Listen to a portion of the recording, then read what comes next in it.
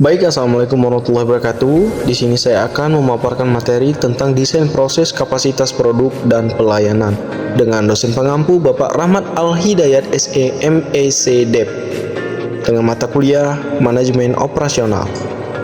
Kita langsung saja ke materi. Yang pertama adalah desain proses dan kapasitas produksi, yang dimana strategi proses merupakan pendekatan yang digunakan oleh organisasi untuk mentransformasikan sumber daya menjadi produk dan jasa.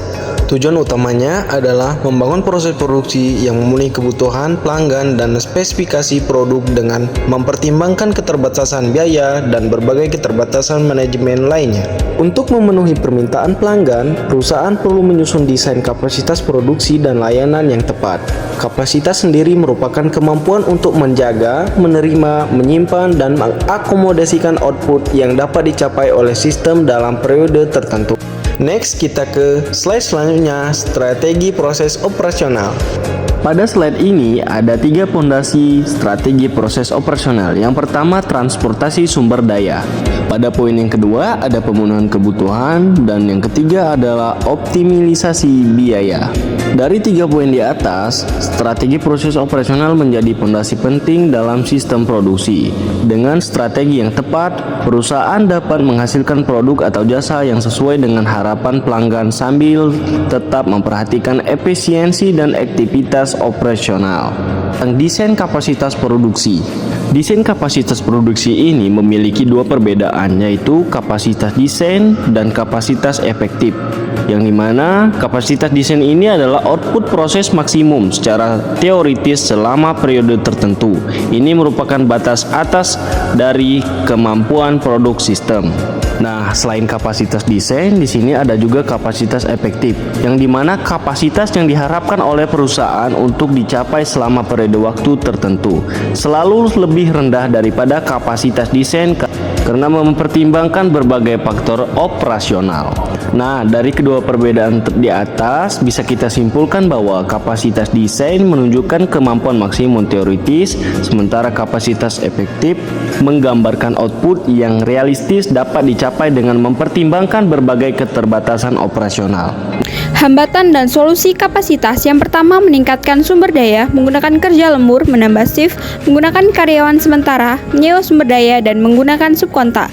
Yang kedua, memperbaiki penggunaan sumber daya, yaitu mengatur shift, program perjanjian, akomodasi stok, dan antrian permintaan. Dan yang ketiga, memodifikasi produk, menstandarisasi produk, membuat pelanggan mengerjakan sebagian pekerjaan, mengubah operasi pelayanan menjadi operasi produk. Peramalan permintaan. Level 1, penyusutan teori, penjelasan teoritis dari analisis kausal. Level 2, permodelan teoritis hubungan kausal yang dihipotesiskan. Level 3, model perhitungan, memperkirakan kausalitas. Level 4, model pemrosesan statistik, tidak memiliki hubungan kausalitas. Peramalan permintaan merupakan titik awal dalam semua perencanaan. Hasil peramalan berpengaruh terhadap perkiraan harga dan kapasitas produksi.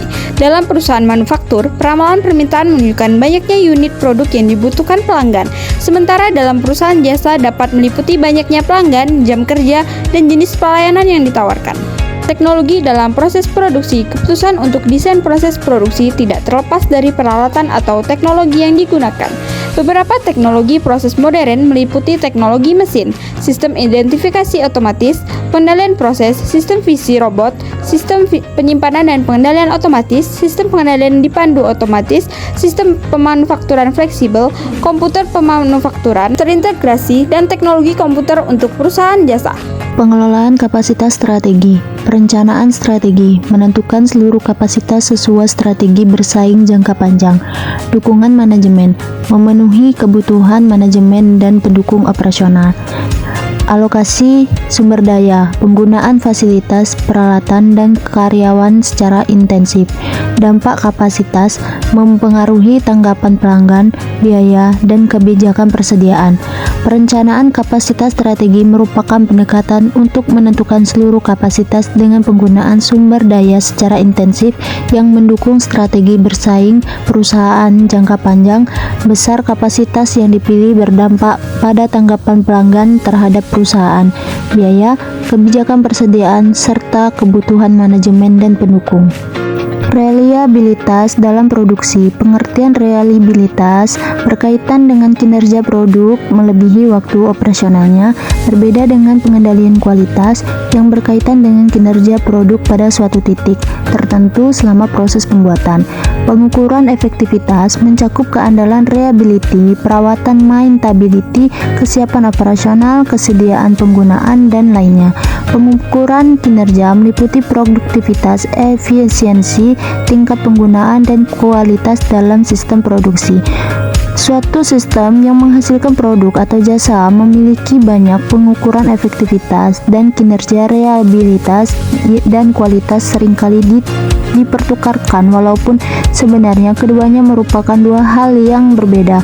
Pemahaman yang tepat tentang reliabilitas membantu perusahaan menghasilkan produk yang dapat diandalkan selama masa operasionalnya.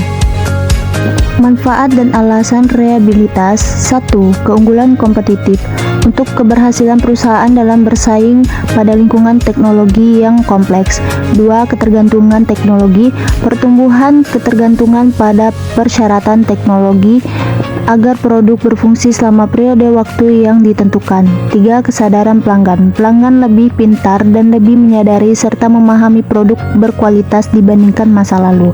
Apabila produsen menaikkan reliabilitas produknya, ia akan menaikkan juga biaya pengiriman awal seperti biaya perencanaan dan produksi. Oleh karena itu, biaya perencanaan dan produksi yang rendah tidak selalu memenuhi keseluruhan biaya produk jika tidak mempertimbangkan reliabilitas.